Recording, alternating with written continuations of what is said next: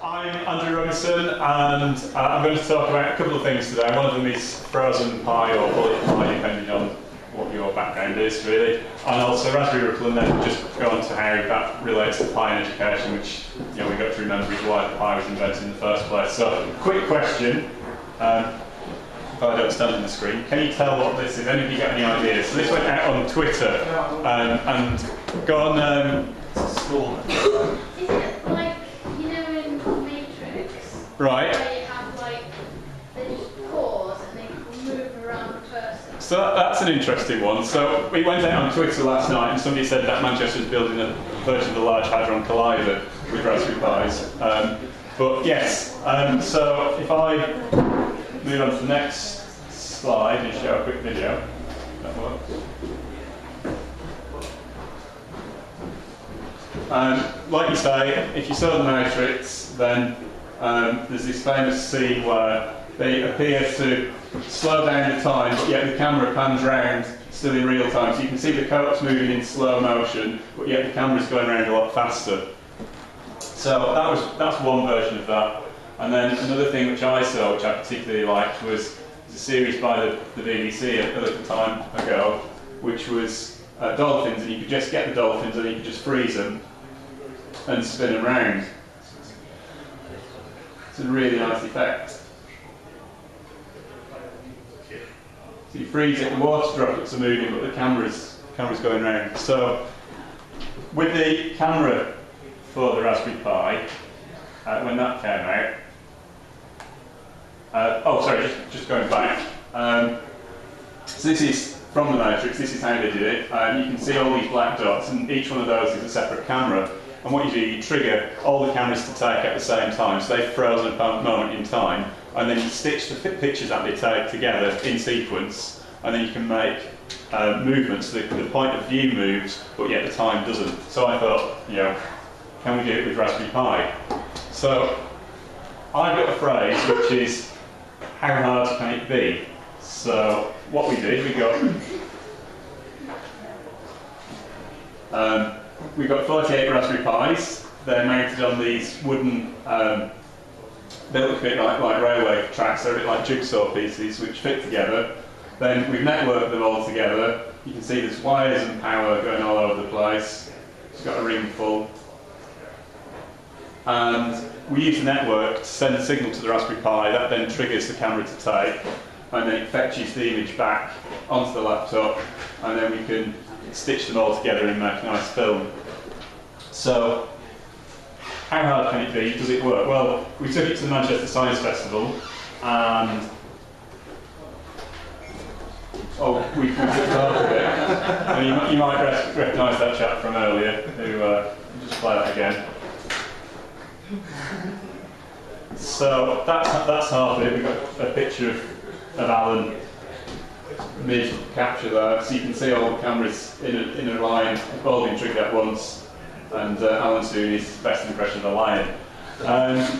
So, that was really, what we've shown there is that it is a really good way of attracting attention. So, it's about engagement, that we were sort of mobbed by kids wanting to try and find out how it worked and that.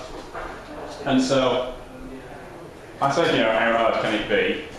So, is it possible that schools can build those sort of things themselves? And so, something else that we had, unfortunately, with our willing volunteer to demonstrate, which I just want to get onto, is we had the Raspberry Ripple game. And that is basically a giant Raspberry with lights which come on. When the light goes on, you have to try and hit it. Alan, I think, is doing a cat impression there. But basically, that, again, we were mobbed, and so that's to really just say how these sort of demos do get attention, do get people interested, and how accessible are they? Well, the thing with the Raspberry Pi is to do bullet time in previous sort of examples would have required, £20,000 worth of cameras, basically because you need to build a whole load of SLRs and then trigger them together. But for Raspberry Pi, you can do it for about £1,200, which sounds a lot for an individual, but isn't that much. for a school, considering if they've got a class full of Raspberry Pis and a class full of cameras, then it can be it could be an after-school club activity. Everyone brings the Pi, brings the camera, writes the bit of code, which takes a network trigger, and then the kids can build their own matrix style bullet time. I don't think they should probably be shooting each other with it.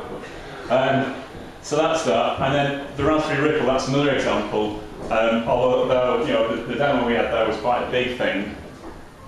That actually, we've got a version of that for that works in a shoebox. So it's a shoebox size with 8 buttons, and it's the same sort of game. So again, the kids can see, here's this big impressive demo, and then they can build something themselves with it. I was hoping the chap at the back was still going to be around, because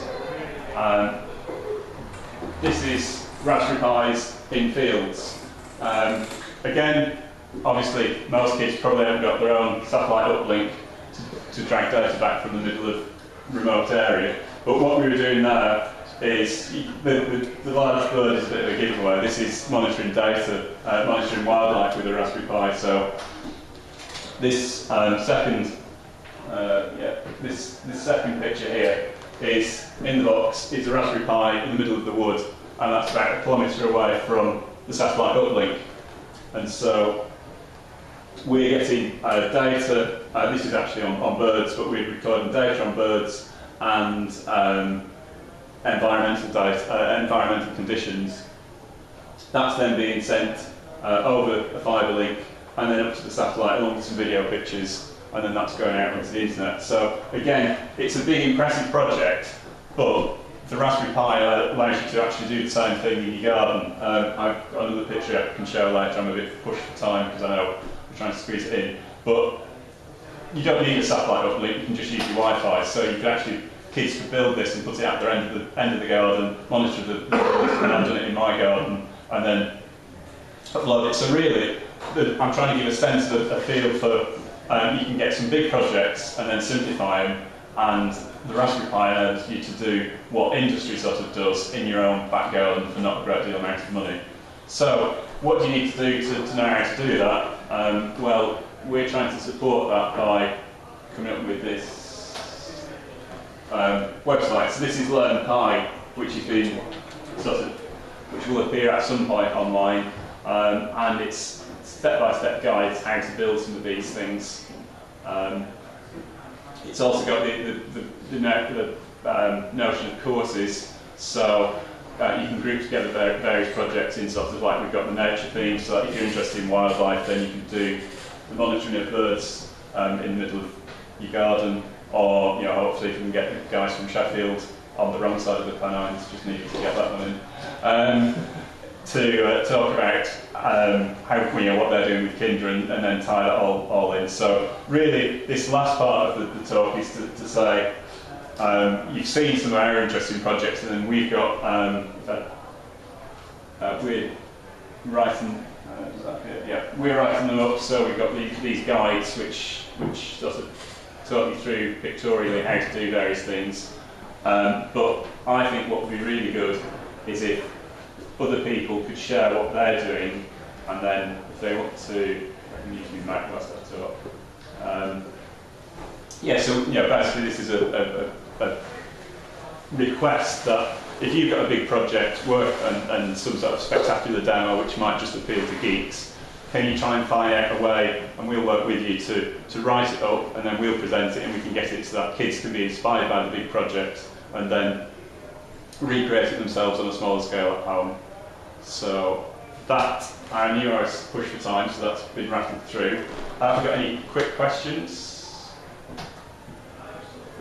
I've still got 15 minutes. I can talk about some more stuff if people are more interested in what we did with Springwatch and birds. So just going back to that then.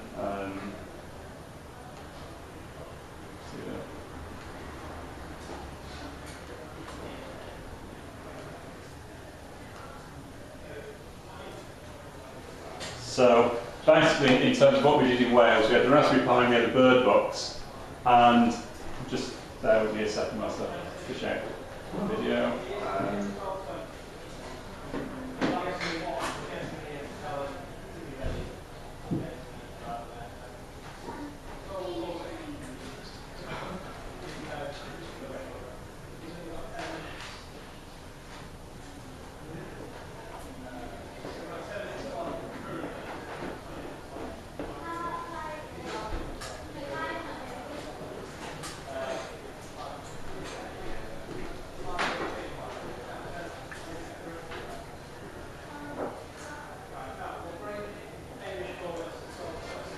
So this was with Springwatch, and as you can see, it's in the middle of Wales, it's in the middle of nowhere.